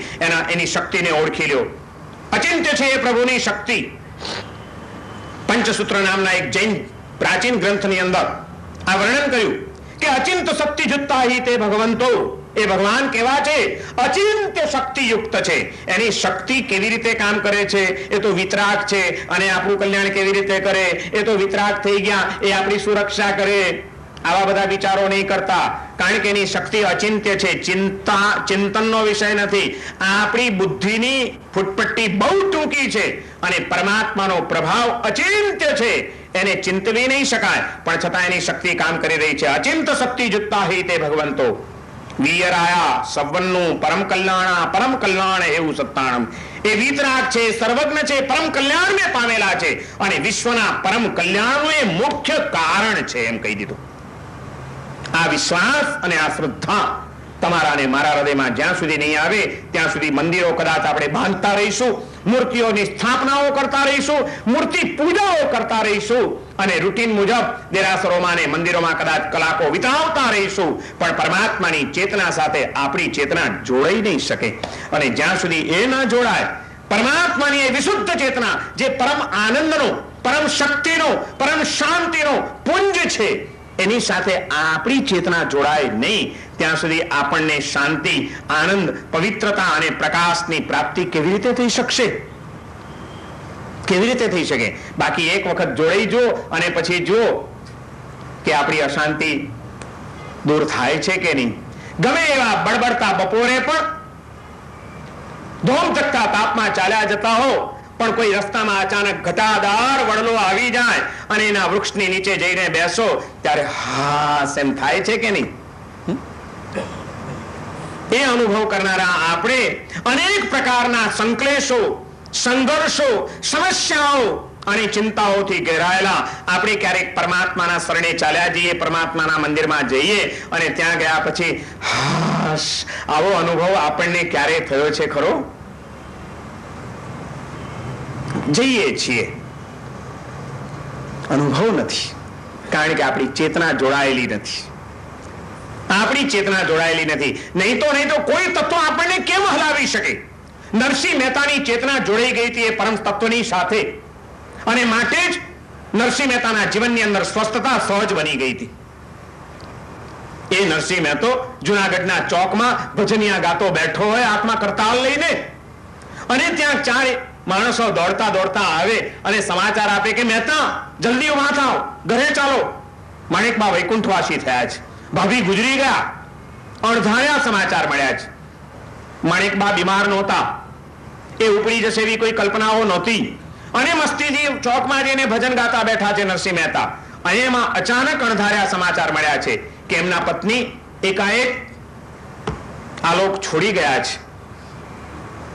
સમાચાર આપ્યા કોકે આવીને કે મહેતા જલ્દી ચાલો, માણેકબા વૈકુંઠવાસી થયા. જ્યારે એ સમાચાર મળ્યા ત્યારે નરસિંહ મહેતાને શું થયું હશે? પોક મૂકી હશે ને? શું બોલો? ભલું થયું બાકી જંજાળ. અચ્છા, મને એમ લાગે છે, આપણે તો કલ્પનાઓ જ કરવી રહી, કે તમને જેવી સુશીલ, સમજદાર અને સમર્પિત પત્નીઓ મળી છે એવી કદાચ નરસિંહ મહેતાને નહીં મળી હોય. તમારા જેટલો બિચારો કદાચ સુખી નહીં હોય, એટલે નિરાતનો ધમ છે. ખાસ ભલું થયું. શું તમે નરસિંહ મહેતાને ઓળખો એમ માણેકબાને પણ ઓળખો તો ખરા ને? શું ભાઈ?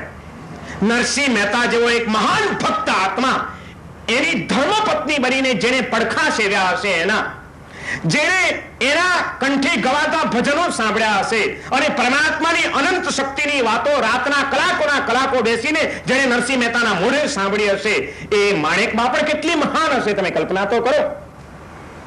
અને એવું એક પાત્ર, નિકટમાં નિકટનું પાત્ર અચાનક આ દુનિયાની છોડીને પોતાને મૂકીને ચાલ્યું ગયું છે, એ સમાચાર મળે સંસારી જીવને માટે સૌથી મોટી આ એક આઘાતજનક ઘટના છે કે પોતાનું અડધું અંગ કપાઈ જાય. સામાન્ય ઘટના નથી સંસારી જીવને માટે, અને છતાં એને પચાવી જવી, સહજતાથી સ્વીકારી લેવી, એ કોઈ સામાન્ય વાત નથી. એ નરસિંહ મહેતો જ કરી શકે, તમે ને હું નહીં. પરમાત્માના શરણે જઈએ એટલે શું? નરસિંહ મહેતાની પાસે શક્તિ હતી. રામ રાખે તેમ રહીએ, ઉદ્ધવજી, રામ રાખે તેમ રહીએ. અરે જેને આપ્યું એને પણ પ્રસાદ માનીને સ્વીકારી લો, ફરિયાદ નહીં. સ્વીકાર, જીવનનો શાંત સ્વીકાર કરવાની શક્તિ પરમાત્માની ભક્તિમાંથી જ આવે છે. બાકી ગમે એવો બુદ્ધિશાળી માણસ, ગમે એવો શક્તિશાળી માણસ, ગમે એટલો સંપત્તિવાન માણસ જીવનના કોઈક તબક્કે એવો હલી જશે કે એને ઝાલનાર કોઈ નહીં હોય. યાદ રાખજો, દુનિયાનો અભ્યાસ કરજો. બુદ્ધિશાળીઓ પણ અશાંતિનો ભોગ બને છે, સંપત્તિશાળીઓ પણ શાંતિનો ભોગ બને છે, શક્તિશાળીઓ પણ રીબાઈને મરે છે. એને ચિત્તની પ્રસન્નતા આપનાર કોઈ તત્વ નથી હોતું. અને કદાચ કોકની પાસે એટલી શક્તિ નથી, સંપત્તિ નથી, પણ પરમ તત્વ પ્રત્યેની ભક્તિ છે, તો એ માણસો સુખે બચશું શ્રી ગોપાળ કરી શકે છે. શું કરવું છે આપણે? ચૈતન્યની સાથે જોડાવાનું છે. જેમ સ્વાત્માના ચૈતન્યની સાથે જોડાવાનું છે, જેમ જીવાત્માઓના ચૈતન્યની સાથે જોડાવાનું છે, એમ પરમાત્માના ચૈતન્યની સાથે પણ જોડાવવું પડશે. જ્યાં સુધી એ આપણી ચેતના જોડાશે નહીં, ત્યાં સુધી આપણે સુખ, આનંદ અને શાંતિની ઝંખનાને પૂર્ણ નહીં કરી શકીએ. આપણે ગમે એવી વિષમતાઓની વચ્ચે પણ શાંતિ કોણ આપશે? કોણ આપશે તમને શાંતિ? તમે એમ માનો છો કે જીવનમાં સર્જાયેલી ઉથલ પાથલોથી બળતા હૈયાને નેશનલનું એર કન્ડિશન શાંત કરી શકશે?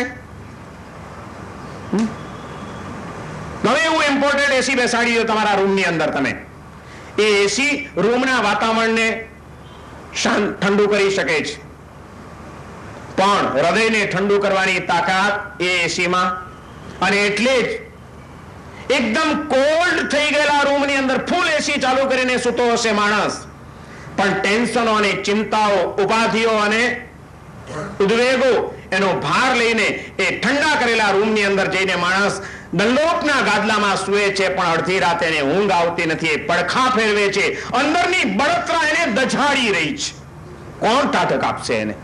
કોણ આપશે ત્યારે એને ટાઢક? બહુ સરસ વાત કરી. મેં ગઈકાલે મરીજની વાત કરી હતી. એ જ મરીજની એક બીજી પણ સરસ પંક્તિ છે, ન ભૂલતો તો મરીજની જ છે. આંખના નશાની મજા સુરાલયમાં નથી હોતી. કવિ કે છે આંખના નશાની મજા સુરાલયમાં નથી હોતી, અને અમીરી અંતરની કઈ મહાલયમાં નથી હોતી. માણસનો ફ્લેટ બહુ અપ ટુ ડેટ છે, લેટેસ્ટ ફર્નિચરથી સજાવેલો છે, એકદમ લક્ઝરિયસ છે. માની લેવાની જરૂર નથી કે બહારથી જે અમીરી દેખાય છે એની અંદર રહેનારો માણસ પણ હૃદયનો એટલો અમીર જ હશે. ઘણી વખત બહારથી અમીર ગણાતો માણસ હૃદયનો દરિદ્ર હોય છે, અને બહારથી દરિદ્ર દેખાતો માણસ હૃદયનો અમીર હોય છે. એટલે એટલા માટે કવિ કહે છે કે આંખના નશાની મજા સુરાલયમાં નથી હોતી, અને અમીરી અંતરની કઈ મહાલયમાં નથી હોતી. શીતળતા પામવા હે માનવી તું ક્યાં દોટ મૂકે છે? શીતળતા પામવા હે માનવી તું ક્યાં દોટ મૂકે છે? જે પ્રભુના ચરણમાં છે તે હિમાલયમાં નથી હોતી.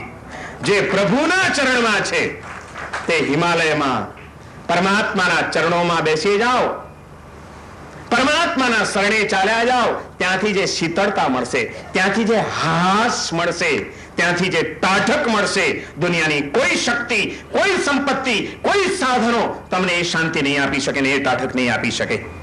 દુનિયાનો ઇતિહાસ તપાસી લો, શાંતિ એમાંથી જ મળી છે. જ્યારે પણ જેને પણ મળી છે એને એ સિવાય શાંતિ મળવી મુશ્કેલ છે. પણ એ માટે એક જ કામ કરવું પડે, આપણા હૃદયની અંદર એ પરમાત્મા ભક્તિનું એસી બેસાડી દેવું પડે. આપણા હૃદયમાં આપણે કોને બેસાડ્યા છે? હું હમણાં પહેલા જ પૂછતો હતો ને તમને કે ભક્તની વ્યાખ્યા તો જ્ઞાની પુરુષોએ આપી છે, આપણે ત્યાં સંતોએ, કે ભક્ત એનું નામ કહેવાય કે જે સદાય ભગવાનની સાથે જોડાયેલો હોય. એ ભગવાનના મંદિરમાં જાય ત્યારે ભગવાન નો હોય, અને મંદિરની બહાર નીકળીને ઘરે જાય કે દુકાનમાં જાય ત્યારે ભગવાન નો હોય. સતત જે ભગવાન સાથે જોડાયેલો એનું નામ ભક્ત. આપણી સ્થિતિ શું? ઘરમાં ભગવાનના, દુકાન ઉપર બેસો ત્યારે નહીં, તો મંદિરમાં જાઓ ત્યારે નહીં. આપણે ક્યાં છીએ? તમને ખબર છે, પંચતંત્રમાં એક વાર્તા આવે છે. એક વખત એક દરિયા કિનારે નાળિયેરીનું વૃક્ષ હતું, અને એ નાળિયેરીની ઉપર એક વાંદરી રહેતી હતી. એકલી એ કંટાળી જાય. એને એમ થાય કે કોકની કંપની હોય તો સારું. એમાં એને એકવાર જોયું કે દરિયામાંથી મગરમચ્છ નીકળ્યા, એક બે બાર કિનારા ઉપર. એને એમ થઈ ગયું કે આ મારી જેવા કોઈ પ્રાણીઓ છે, એની સાથે દોસ્તી બાંધી લઉં. વાંદરી નીચે આવી, મગરીની સાથે એને વાતો શરૂ કરી. ધીમે ધીમે ઓળખાણ થઈ, પરિચય વધતો ગયો, સંબંધ બંધાતો ગયો, વારંવાર એકબીજાને મળતા ગયા, અને એની એમાં ફ્રેન્ડશિપ થઈ ગઈ, દોસ્તી થઈ ગઈ. હવે તો જ્યારે પણ વાંદરી જુએ કે ઉપરથી મગરીને આવેલી બહાર, એટલે તરત જ કૂદકો મારીને નીચે, ને વાંદરી ને મગરી બે જણી સખી થઈ ગઈ છે, બેનપણા થઈ ગયા છે, વાતો કરે, અલગ મલક ની છૂટા પડે. ઘણો ટાઈમ એમ ચાલ્યો ગયો. એક દિવસ મગરી બહાર આવી, વાંદરી મળવા આવી, ત્યારે પેલી મગરી વાંદરીને કહે છે કે સખી, હું તો તને રોજ મળવા આવું છું તારા ઘરે, તું તો કોઈ દિવસ મારે ત્યાં આવતી જ નથી. આજે તો તારે મારા ઘરે આવવું પડશે, તું ચાલ મારી સાથે. કે વાંદરી કે પણ તારું ઘર તો આ દરિયો, ગુગવતો સાગર, આ પાણીમાં હું કેવી રીતે આવું? તું તરી શકે, હું તો ડૂબી જાઉં, મરી જાઉં, હું આવું કેવી રીતે? તારી વાત બધી સાચી. મગરી કે છે એની ચિંતા ના કર, મિત્રતા કોનું નામ? તારી સંભાળ હું નહીં રાખું? એક કામ કર, તું મારી પીઠ ઉપર બેસી જા, હું પાણીમાં સરકીશ, તરતી તને લઈ જઈશ, ડૂબવા નહીં દઉં, ચાલ. વાંદરી તો બેસી ગઈ. મગરી પાણીમાં સરકતા બરોબર હવે કૂદકો મારીને પણ વાંદરી બહાર ના આવી શકે એટલી હદે દરિયામાં ચાલી ગઈ. અને ત્યાર પછી પેલી મગરી વાંદરીને કહે છે કે જો સખી, હવે તને સાચી વાત કહી દઉં. અમારા વળી ઘર કેવા, તે મેં તને કીધું કે અમારા ઘરે ચાલ. આ પાણી એ જ અમારું ઘર, વળી અમારે વળી ઘર કેવા, અને બીજું કઈ કામ નથી મારે તારું. હું તને આજે સમજીને જ અહીં લઈ આવી છું. આજે હું અહીં આવતી હતી, આપણા બેનપણા થઈ ગયા, એટલે હું ઘણી વાર મારા બચ્ચાઓને પણ વાત કરું કે મારી એક ખાસ બેનપણી છે, વાંદરી બહુ સરસ છે. આજે મારા બચ્ચાઓએ ખબર નહીં શું, હું નીકળતી હતી બહાર આવવા ત્યારે જીદ લીધી કે અમારે વાંદરીનું કલેજું ખાવું છે. આ બાળકોને જીદની પાસે તો ઝૂકવું જ પડે, અને એટલા માટે હું તને લઈ આવી છું. હમણાં જ મારા બચ્ચાઓ આટલામાં જશે, હમણાં આવશે, તને ફાડી ખાશે, તારું કલેજું એમને ખાવું છે. વાંદરી તો ગભરાણી કે મરી ગયા, આપણે તો ગયા કામથી. પણ હોશિયાર હતી, તમારી જેવી જ હતી, ખરેખર હોશિયાર હતી. એણે કીધું કે અરે સખી, તું આ શું બોલે છે? અરે કલેજું શું સર્વસ્વ આપી દઉં? બોલવામાં કઈ પૈસા બેસે ભાઈ? કલેજું શું બધું આપી દઉં. મિત્રતા કોનું નામ? એકબીજાને માટે જો ઘસાઈ ન છૂટીએ અને એકબીજા માટે બધું ન્યોછાવર કરવાની તૈયારી ન હોય તો કઈ મૈત્રી કહેવાય? અરે કલેજું શું બધું આપી દઉં. પણ ગાંડી, જરા પહેલા મને વાત તો કરવી હતી. કા તો કહું, કલેજું તો મારા ઝાડ ઉપર મૂકીને આવી છું. મગરી કે હે, શું કે છો તું? કલેજું નથી લાવી? તો કે ના, એટલે તો કહું છું, પહેલા કીધું તો લઈને આવત. તો કે મારા છોકરાઓને તો કલેજું ખાવું છે. હવે કઈ વાંધો નહીં, ચાલ હમણાં આપણે જઈએ, હમણાં ઝાડ ઉપરથી કલેજું લઈ આવી. અરે તારી ખાતર શું નહીં કરું? મગરી હવે એની વાતોમાં આવી ગઈ. મગરી એને પાછી પીઠ ઉપર બેસાડીને લઈ આવે છે બહાર. કિનારે આવી વાંદરી કૂદકો મારીને ઝાડ ઉપર, અને પછી મગરીને કહે છે કે બાય બાય, ટાટા, તારો ને મારો આજથી સંબંધ પૂરો થઈ ગયો. જાલી ગાંડી, કોઈ દિવસ કલેજાતે કઈ ઝાડ ઉપર લટકાડાતા હશે? અક્કલ વગરની. પંચતંત્રમાં આવતી આ વાર્તા સાચી હોય કે ખોટી હોય, આપણને એની સાથે નિસ્બત નથી, પણ આપણને ઘણું બધું કહી જાય છે. ને જ્યારે આ વાંચી ત્યારે તરત જ મને વિચાર આવ્યો હતો કે ભગવાનનો ભક્ત કેવો હોય? એ ગમે ત્યાં જાય, સંસારમાં જાય, દુકાનમાં જાય, બજારમાં જાય, વ્યવહારમાં જાય, ગમે ત્યાં જાય, પણ એનું કલેજું ભગવાનના ચરણોમાં મૂકીને જાય. એનું નામ ભક્ત. ગમે ત્યાં જાય પણ એનું હૃદય પ્રભુના ચરણમાં જ હોય. સતત એના ચિત્તમાં પ્રભુ જ રમતા હોય. કારણ કે શરણાગતિ, જેને શરણે રહીએ, જેને ચરણે રહીએ, એની સ્મૃતિ ક્યારેય ભૂલાય નહીં. અને એટલે હું પૂછું છું, તમે સંસારમાં જાઓ એનો વાંધો નથી, સંસારની પ્રવૃત્તિઓ કરો એનો વાંધો નથી, પણ કલેજું પ્રભુના ચરણમાં મૂકીને ને મંદિરમાંથી ઘરે જઈએ ત્યારે હૃદય પ્રભુના ચરણમાં મૂકીને જઈએ, કે ઘરેથી મંદિરમાં જઈએ ત્યારે હૃદય ઘરમાં મૂકીને જઈએ? એમાં ફરક છે. નહીં સમજ્યા તમે? મંદિરમાં જઈએ ત્યારે પણ આપણું હૃદય ક્યાં હોય? ભક્ત કોને કહેવાય? ભક્ત જ્યાં જાય ત્યાં પ્રભુની યાદ એના ચિત્તમાં હોય અને પ્રભુને પળભર પણ ભૂલે નહીં. એનું નામ ભક્ત કહેવાય. અને એટલે હું ઘણી વાર કહેતો હોઉં છું કે ભગવાનનો ભક્ત છે ને, એ કદાચ કોઈક સંસારના કામ માટે પણ નીકળ્યો હોય, ધંધા માટે પણ નીકળ્યો હોય, પણ રસ્તામાં ક્યાંય કોઈ જો મંદિર આવતું હોય, કોઈ તીર્થ આવતું હોય, તો એ દર્શન કર્યા વિના રહે નહીં. એને એમ થાય કે આ તો બધી રોજની ઝંઝાળો તો લખાયેલી જ છે, લાવ મારા વાલાને જરા જોઈ તો લઉં, એના દર્શન તો કરી લઉં, એની જાત્રા તો કરી લઉં, એની પૂજા તો કરી લઉં. એ પરમાત્માની યાદ અને પરમાત્માનો પ્રેમ એને ખેંચ્યા વિના રહે નહીં. અને એટલે એ ધંધો કરવા નીકળ્યો હોય ત્યાંય જાત્રા કરીને આવે. અને સંસારી માણસ એ જાત્રા કરવા ગયો હોય ત્યાંય કંઈક ધંધો કરીને આવે. આટલો ફરક. સંસારી માણસ તીર્થયાત્રા કરવા ગયો હોય ત્યાંય ધર્મશાળામાં બાજુના રૂમમાં કોક મળી ગયો તો ત્યાં એકાદો સોદો કરીને આવે. એ તીર્થમાં એ ધંધાની વાતો કરે, મંદિરમાં ધંધાના જ વિચારો કરે. સંસારી એને કહેવાય જે તીર્થસ્થાનમાં કે મંદિરમાં જઈને પણ ધંધો કરી આવે. ભક્ત એને કહેવાય જે ધંધો કરવા ગયો હોય ત્યાં જાત્રા કરી આવે. આપણે સુખ અને શાંતિ જોઈએ છે, આનંદ અને પ્રસન્નતા જોઈએ છે, પણ આપણે સતત જોડાયેલા રહ્યા છીએ જળ તત્વોની સાથે કે જેનામાં આપવાની તાકાત જ નથી. જેનામાં ખરેખર તત્વો છે એની સાથે એકવાર તો જોડાઈ જુઓ, થોડોક સમય તો એક અનુભવ કરી જુઓ. જો જીવનમાં કેવી મસ્તી આવી જાય છે, કેવી સહજતા આવી જાય છે, કેટલી શાંતિ આવી જાય છે, પછી કોઈ ઉચાટ નહીં રહે, કોઈ ફરિયાદ નહીં રહે, કંઈ નહીં, બસ પસાર થઈ જવાનું. ભક્તિ. અને એટલા જ માટે આપણે ત્યાં સાધનાના વિવિધ માર્ગોની અંદર ભક્તિ માર્ગને એક શ્રેષ્ઠ માર્ગ ગણવામાં આવ્યો છે.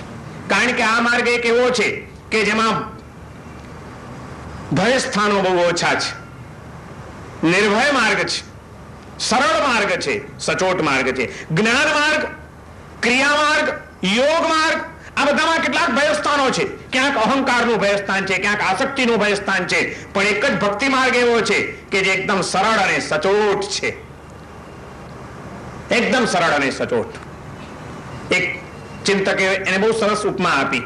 એને એમ કીધું કે સાધનાના બીજા બધા જે માર્ગો છે એ બાવડાથી સમુદ્ર તરવા જેવા છે, બાવડાના જોરે. ભક્તિ માર્ગ એ નાવડાથી સમુદ્ર તરવા જેવો છે. સમુદ્ર તો તરવાનો છે, બાવડાથી તરી શકાય છે અને નાવડામાં બેસીને પણ તરી શકાય છે, પણ સહેલો અને સરળ રસ્તો કયો? બાવડાના જોરે તરવા જાઓ ને રસ્તામાં ક્યાંક જો ગડબડ થઈ ગઈ, થાક્યા, તો દરિયામાં જાઓ. પણ નાવડામાં જો એકવાર બેસી ગયા અને સુકાને સોંપી દીધું, પછી ઊંઘી બી જાઓ તો એ સામા કિનારે તમને શું કરવું છે? કે ઊંઘી જવું છે. મને એક ભગત મળ્યો હતો, મને કે મારા સાહેબ તમે જ કીધું હતું ને કે ભગવાનને સોંપી દે, પછી આપણે કઈ કરવાનું નહીં, ઊંઘી જવાનું. તમારા લોકોની આગળ તો વાતો કરવી પણ છે ને અમારે બહુ તકલીફ, ફાવતું જ પકડી લે માણસો. પણ તમને ખબર છે ઊંઘવાની એને જ છૂટ છે જે સંપૂર્ણ શ્રદ્ધા સાથે સુકાન કોઈકને સોંપી શકતો હોય. ઊંઘી જાઓ મને વાંધો નથી, પણ પૂર્ણ શ્રદ્ધા સાથે એને સુકાન સોંપવાની તૈયારી છે. એ વિશ્વાસ છે કે ગમે એવા ઝંઝાવાતો હશે ને તોફાનો આવશે, પણ મારો સુકાની એટલો પાવરફુલ છે કે બેડો પાર ઉતાર્યા વિના ગમે એવી મુસીબતોમાં પણ એ જ એક આપણને પાર ઉતારી શકે છે. એક કવિએ બહુ સરસ વાત કરી, એની વાત કરીને હું પૂરું કરું છું એણે એમ કીધું કે કિસ્તિયાં કિનારે पे પહોંચ જાતી है. કિસ્તિયાં, કિસ્તી એટલે નાવડી, કિસ્તિયાં किनारे पे पहुंच जाती है, ना खुदा जिनका नहीं उनका खुदा होता है. જે નાવડીનો કોઈ ખેવૈયો નથી, કોઈ સુકાની નથી, એવી પણ જીવનની નાવડીનો એક ખેવૈયો બેઠો છે. કિસ્તિયાં કિનારે पे पहुंच जाती है, ना खुदा जिनका नहीं उनका खुदा होता है. જેનો કોઈ ના ખુદા નથી, ના ખુદા એટલે નાવિક, એનો નાવિક બેઠો છે પ્રભુ. તમે એના શરણે ચાલ્યા જાઓ, એક વખત અનન્ય ભાવે શરણાગતિ સ્વીકારી લ્યો. પ્રભુ, હું તારો છું, તું મારો છે. બસ આટલો એક વિશ્વાસ સ્થાપિત થઈ જાય, આપણે એના થઈ જઈએ અને એ મારો છે એવી શ્રદ્ધા મૂકી દઈએ તો એ દિવ્ય ચેતનાની સાથે આપણી ચેતના જોડાઈ જતા વાર નહીં લાગે. અને એક વખત પરમાત્માની ચેતના સાથે જો આપણી ચેતના જોડાઈ ગઈ તો ગમે એવી અશુદ્ધ ચેતના પણ વિશુદ્ધ બન્યા વિના રહેશે નહીં. આપણી અશુદ્ધ ચેતનાને પણ વિશુદ્ધ બનાવવી છે તો પરમાત્માની એ વિશુદ્ધ ચેતનાની સાથે જોડી દો, કનેક્શન લઈ લો. પાવર હાઉસની સાથે અંધારા દૂર થઈ ગયા વિના રહેશે નહીં, બધા જ અજવાળા પથરાઈ જશે. આપણે માત્ર કામ કરવાનું છે, આ કનેક્શન લેવાનું. પરમાત્માની સાથે કનેક્શન લીધું છે ખરું આપણે? અનન્ય ભાવે શ્રદ્ધા સ્થાપિત કરીને શરણાગતિ આપણે ક્યારેય પણ જીવનમાં સ્વીકારી છે? જેવી મીરાની હતી, જેવી નરસિંહ મહેતાની હતી, જેવી ચંદન બાળાની હતી, એવી કોઈ શ્રદ્ધા અને એવી કોઈ શરણાગતિની ભાવના આપણા હૃદયમાં ક્યારેય કેળવાઈ છે ખરી? કેવા ઝંઝાવાતો આવ્યા, પણ ચંદનાએ કોઈ દિવસ મહાવીરની પાસે ફરિયાદ નથી કરી કે પ્રભુ, તમારામાં શ્રદ્ધા રાખનારી, તમને મારા હૃદયના તારણહાર માનનારી અને મારા જીવનમાં આવું તોફાન, કોઈ ફરિયાદ નથી કરી. એને માત્ર પરમાત્માને ફરી યાદ કર્યા છે. મુસીબતની અંદર પણ ફરિયાદ કરવાનું છોડી દો. મુસીબતો જ્યારે પણ આવે ત્યારે ફરી યાદ કરવાનું શરૂ કરી દો. જે જુઓ મસ્તી જીવનમાં આવી જાય છે કે નહીં. પછી આપણે પણ કહી શકશું કે સુખે બસું, કેવું છે ને? તો ચાલો ચૈતન્યને આરાધીએ, ચૈતન્યની સાથે સંબંધ બાંધી લઈએ, આપણે સ્વાત્માને ઓળખી લઈએ, જીવાત્માઓની સાથે મૈત્રીનો સેતુ બાંધી લઈએ અને પરમાત્માના શરણે ચાલ્યા જઈએ. ટોટલી સરેન્ડર, બિનશરતી શરણાગતિ. ભગવાનની શરણાગતિ સ્વીકારું, પછી ભગવાન મારું કઈ ધ્યાન રાખશે તો રેવા દે, કોઈ જરૂર નથી, વિશ્વાસ નથી અને બિનશરતી શરણાગતિ સ્વીકારવાની તૈયારી નથી તો કંઈ જ નહીં થઈ શકે. એક વખત આ પણ અનુભવ કરી જુઓ અને એક વાત સમજી રાખજો, ગમે એવો જ્ઞાની હોય, ગમે એવો ધ્યાની હોય, ગમે એવો યોગી હોય, ઇતિહાસ એમ કે છે, જો તમે એમના જીવનો તપાસશો તો, કે છેવટે એ યોગીઓ, એ ધ્યાનીઓ, એ જ્ઞાનીઓ પણ અંતે પરમાત્માના પરમ ભક્ત જ બનીને રહ્યા છે, બીજું કંઈ જ નથી. કારણ કે જ્ઞાન યોગનું પણ અંતિમ પરિણમન જો કોઈ હોય તો તે સંપૂર્ણ સમર્પણ છે, બીજું કંઈ જ નથી. કારણ કે જ્ઞાનીને સમજાઈ જાય છે કે બીજી બધી જ મર્યાદા છે. અમર્યાદ તત્વ હોય તો આ વિશ્વનો એક જ તત્વ છે કે જેની શક્તિની કોઈ મર્યાદા નથી, જેનું સામર્થ્ય અમાપ છે. એવા પરમાત્માના શરણે ચાલ્યા જાઓ. બસ આ પ્રભુની શરણાગતિ તમે ને હું આપણે સ્વીકારીએ, હૃદયના અનન્ય ભાવથી સ્વીકારીએ અને આપણી ચેતનાને પરમાત્માની ચેતના સાથે જોડી દઈએ તો ચૈતન્યની આરાધનાનો આ ત્રીજો તબક્કો આપણે પામ્યા કહેવાઈશું. આપણી ચેતના સ્વાત્મા, જીવાત્મા અને પરમાત્મા આ ત્રણેયની સાથે જોડાવાનું શરૂ કરી દે. જળથી વિભક્ત થઈએ અને ચૈતન્યની સાથે જોડાતા જઈએ અને એ સિદ્ધિ આપણે પ્રાપ્ત કરીએ આપણા જીવનમાં. એના દ્વારા આપણી જન્મની જે ઝંખના છે પરમ સુખને પામવાની, પરમ આનંદને પ્રાપ્ત કરવાની, એ ઝંખના આપણી પૂર્ણ થશે. પરમાત્માની કૃપા આપણા સૌની ઉપર નિરંતર વરસી જ રહી છે.